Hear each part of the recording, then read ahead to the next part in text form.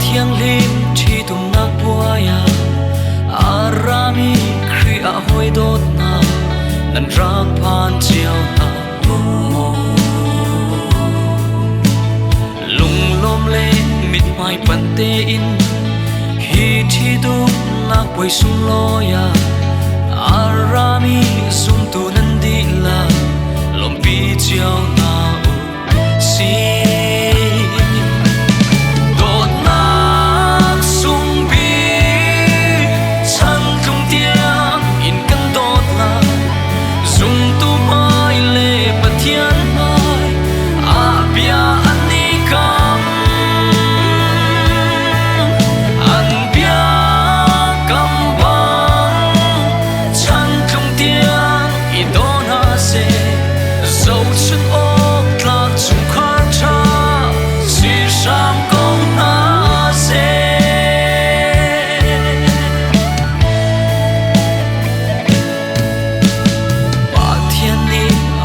mi na chu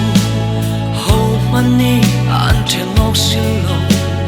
pan ni an si ti lo pum kha an si chang mo po pa an te chin fa par chan tiang in a do mi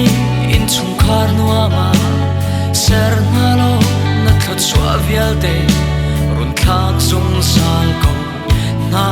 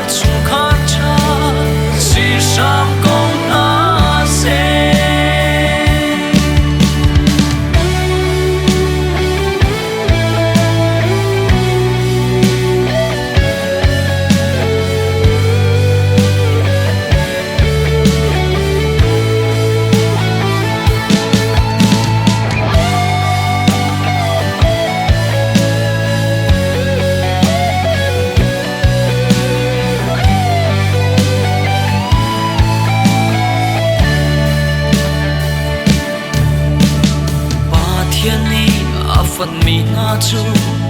ho mani an then lok sin lo pan ni an si ti lo pum kha an si chang mo boi pa an te chin fa par chan tiang in a to mi in chung khar no ama ser na lo na thot chua vial te run thak zum sal ko na đột nát sung bi chân không tiếng in căn đột là dùng tu mai lệ bát thiên mai à bia ăn đi cam ăn bia cam ba